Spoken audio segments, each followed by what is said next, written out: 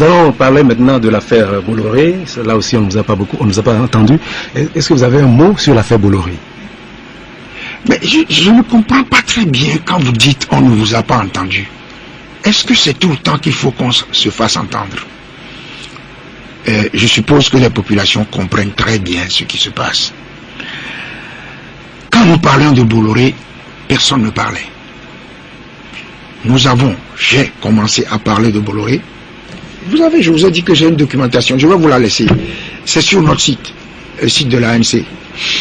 En 2016, dans le cadre de l'affaire Servère-Togo, ça va être long à expliquer ici, nous avons écrit au Premier ministre pour demander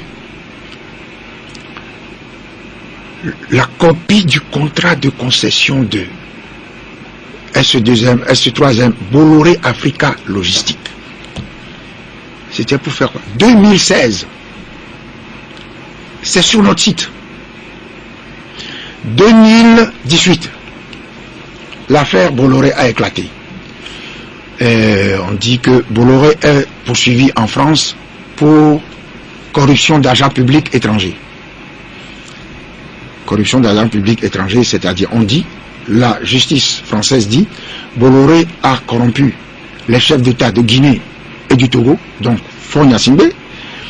Il a financé leur campagne, une partie de leur campagne, contre l'obtention de la gestion des infrastructures portuaires de Conakry et de Lomé. Point. Qu'est-ce que nous avons fait? Nous étions à l'Assemblée nationale. J'ai les copies des lettres ici pour deux actions. Première action, affaire Bolloré, question d'actualité au gouvernement par la députée Amédranvi Manavi, Isabelle. Affaire Bolloré, proposition de résolution tendant à la création d'une commission d'enquête parlementaire déposée sur les bureaux de l'Assemblée nationale en 2018. Ceux qui nous reprochent de nous taire aujourd'hui, ils étaient où? Ceux pour qui on nous insulte aujourd'hui, ils étaient avec M. Faure Gnassingbé. Ceux au profit de qui on nous salit aujourd'hui, ils étaient avec M. Faure Gnassingbé. Alors qu'on ne nous raconte pas n'importe quoi. Donc ça, voilà ce que nous avons fait en 2018. Cette année, l'affaire rebondit. On dit, Bolloré accepte d'avoir corrompu. Bolloré dit, j'accepte d'avoir corrompu les chefs d'État. Pensant qu'il lui suffisait de payer, comment on appelle ça, il lui suffisait de payer pour se tirer d'affaire. Et voilà que la juge, le parquet national financier français, pense que l'État togolais a été, si vous voulez, spolié, et qu'il faut aller en correctionnel. Et moi, j'étais malade. Mais quoique malade, j'ai pris des dispositions, discuté avec mon conseil en France, envoyé des gens le rencontrer. Vous croyez que nous faisons du spectacle? Ceux qui ont dit, nous allons faire ceci, nous allons faire ceci, vérifiez aujourd'hui s'ils ont fait quelque chose. Moi, je n'ai rien dit. Nous n'avons rien dit. Nos actions sont en cours. Et vous saurez, l'opinion saura le moment venu ce que nous sommes en train de faire. C'est comme ça que nous fonctionnons.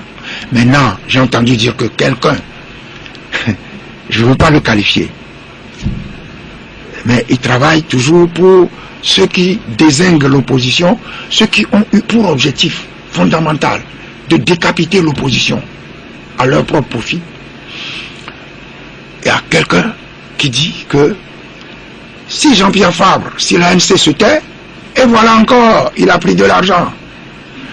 Alors, nous disons, et que il nous met au défi, devant le tribunal. Bon, on ira ensemble au tribunal. N'est-ce pas? Il ira démontrer il a vu, il a tout filmé, il a tout vu, et tout. Il apportera les preuves. Mais, vous voyez, on ne va pas nous contraindre au spectacle. Il faut être efficace, il faut travailler. Et c'est ce que nous faisons. Bien. Alors, Nous nous approchons de la fin de cette émission. Quelle est la position de l'ANC sur cette affaire aussi dite du Pétrole Gate, qui aussi est en train d'agiter voilà, la population? Ouais, toujours la même chose. Nous avons suivi, comme tout le monde, les développements de cette affaire dans la presse. Ensuite, nous avons suivi les péripéties judiciaires de l'affaire. Puis après, il y a dans la presse et sur les médias sociaux un rapport qui circule. Rapport présenté comme rédigé par une mission de l'inspection générale des finances en collaboration avec la direction générale du Trésor, sous la supervision d'un certain Monsieur Ibrahima. Bien, nous nous sommes procurés le rapport. Et nous constatons malheureusement que ce rapport n'est ni daté ni signé. Alors, nous ne sommes pas la presse. Ça veut dire que le rapport n'est pas fiable. Ce document n'est pas fiable. Ce rapport n'est pas exploitable en l'état par nous. D'accord? Nous sommes des responsables, victimes régulièrement de calomnies, de diffamations, etc. Nous devons faire preuve en ce qui nous concerne de prudence. Et qu'est-ce que nous avons fait face à ce constat que le rapport n'est pas signé et n'est pas daté?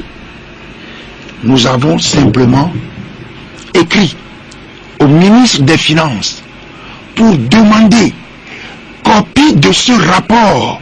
Si une équipe a été missionnée pour faire des investigations, si ce rapport existe, qu'on nous le donne conformément à la loi portant statut de l'opposition en son article 10. C'est ce que nous avons fait. Est-ce que... Il vous a répondu, vous avez une réponse?